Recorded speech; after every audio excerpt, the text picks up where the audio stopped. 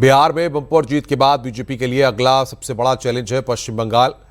अगले 2026 में पश्चिम बंगाल में विधानसभा का चुनाव होने वाला है, जिसके लिए बीजेपी ने अपना प्लान लॉन्च कर दिया है। बंगाल के लिए क्या है बीजेपी की रणनीति, आइए इस रिपोर्ट के जरिए हम आपको दिखाते हैं।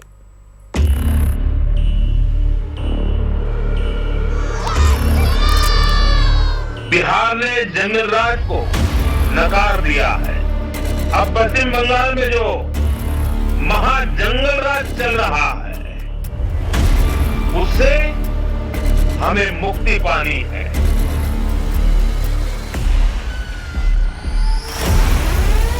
बंगाल को निश्चित रूप से कोई चुनौती नहीं है। जब एनडीए गठबंधन मिलकर लड़ता है तो कोई चुनौती नहीं रहती है।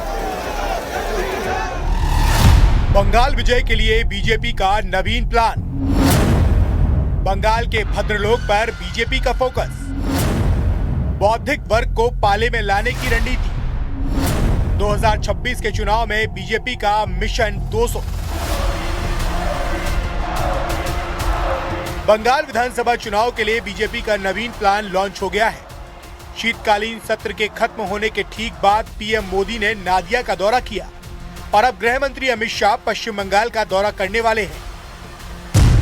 सूत्रों के मुताबिक प्रधानमंत्री नरेंद्र मोदी, गृह मंत्री अमित शाह, बीजेपी अध्यक्ष जेपी नड्डा, कार्यकारी अध्यक्ष नितिन नबीन, रक्षा मंत्री राजनाथ सिंह और परिवहन मंत्री नितिन गडकरी के बंगाल विजिट का प्रोग्राम लॉक हो गया है। मतलब बजट सत्र के पहले बीजेपी के सभी सीनियर लीडर बंगाल का दौरा करने वाले हैं। खबर है कि बीजेपी इस बार राष्ट्रगीत वंदे मातरम का सम्मान मनरेगा का नाम बदलकर जी राम जी करने का फैसला। आगामी बजट सत्र में बंगाल के लिए विकास का मॉडल और घुसपैठियों के खिलाफ एसआईआर जैसे मुद्दों को लेकर बंगाल के चुनाव में उतरेगी। दरअसल ये समझना बहुत जरूरी है कि नितिन नबीन क्यों बंगाल विजय प्लान के खांचे में फिट बैठते हैं। दरअसल एनडीए ने जो बिहार में चुनावी जीत हासिल की थी, उसमें एनडीए का जो चुनाव प्रचार अभियान था, उसको प्लान किया था नितिन नबीन ने। पार्टी के रणनीतिकारों को उम्मीद है कि अब इसी कौशल के तहत बंगाल में भी रणनीति बनाई जाएगी और पार्टी जो लगातार वहां पर सत्ता में काबिज होने का प्लान कर रही है, उसे इस प्लान के आधार पर सफलता जरूर मिलेगी। खबर है कि बिहार में बंपर जीत के बाद बीजेपी ने बंगाल के शहरी, ग्रामीण और सीमावर्ती इलाकों के लिए अलग अलग रणनीति के साथ मैदान में उतरने का प्लान तैयार किया है, जिसकी तैयारी खुद कार्यकारी अध्यक्ष नितिन नबीन की देखरेख में होगी और इस रणनीति के केंद्र में होगा बंगाल का भद्रलोक वाला वोट बैंक। देखिए, नितिन नबीन जी सौभाग्यशाली हैं। नितिन नबीन जी के नेतृत्व पर श्यामा प्रसाद की भूमि पर श्यामा प्रसाद का सरकार बनेगा। तो हम लोग बचपन से नारा लगाते थे, जहां बलिदान हुए मुखर्जी वो कश्मीर हमारा है। कश्मीर तो हमारा है ही, लेकिन इतना दिन बंगाल का सरकार हमारा नहीं था। आज बंगाल में जो लोकतंत्र का हत्या हो गया, उसको रास्ते पे लाने के लिए, श्यामा प्रसाद का सरकार बनाने के लिए ये नितिन नबीन का नियुक्ति इस संगठन में नया जान फूंक दिया। 2021 के चुनाव में बीजेपी ने 77 सीटें जीतकर बंगाल में अपनी ताकत दिखाई थी, लेकिन अब 2026 में बीजेपी का लक्ष्य 200 से ज्यादा सीटें जीतने का है। बंगाल की राजनीति में जाति, संस्कृति और बौद्धिक वर्ग यानी भद्रलोक की भूमिका हमेशा महत्वपूर्ण रही है और नितिन नबीन की नियुक्ति को जानकार बंगाल के लिए मास्टर स्ट्रोक मान रहे हैं, क्योंकि उनकी कायस्थ जाति बंगाल के भद्रलोक से सीधे जुड़ती है। बंगाल में 15 से 20% वाला भद्रलोक वोट निर्णायक होता है। बंगाल में कायस्थ समाज की आबादी 27 लाख से ज्यादा है। बंगाल के ज्यादातर हिस्सों में कायस्थ समुदाय फैला हुआ है। कायस्थ समुदाय बंगाल का संपन्न और प्रभावशाली समुदाय माना जाता है।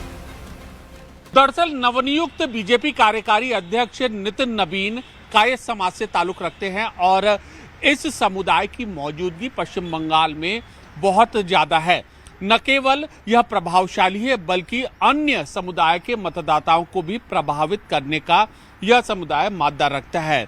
तो अब सबसे पहला जो नितिन नबीन का टेस्ट है, यह बंगाल में है और पार्टी रणनीतिकारों के मुताबिक इसी स्ट्रैटेजी के तहत उनकी नियुक्ति की गई है। एक तो शहरी इलाके में जो कायस्थ मतदाता है, उनको साधने की कोशिश है। दूसरा, उनके जरिए सीमावर्ती इलाकों में जो मतदाता है उनमें भी पैठ बनाने की कोशिश बीजेपी करेगी। कायस्थ समुदाय बंगाल की राजनीति में क्या रसूख रखता है, ये भी समझिए।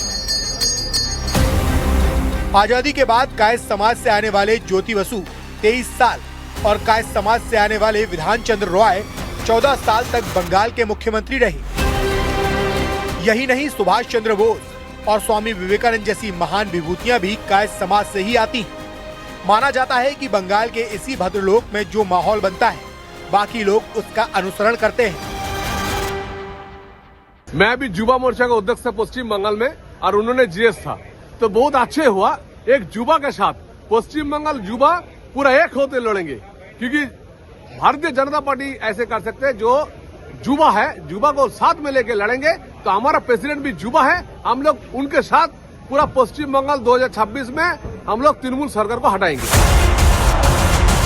हालांकि बीजेपी के लिए 2026 में चुनौतियां कम नहीं है। राज्य का करीब 27% मुस्लिम वोट बैंक टीएमसी के पक्ष में है। ऐसे में हिंदू वोट बैंक को अपने पक्ष में एकजुट कर पाना बीजेपी के लिए बड़ा चैलेंज है। जानकारों के मुताबिक बंगाल के लिहाज से नितिन नवीन की सॉफ्ट इमेज बीजेपी के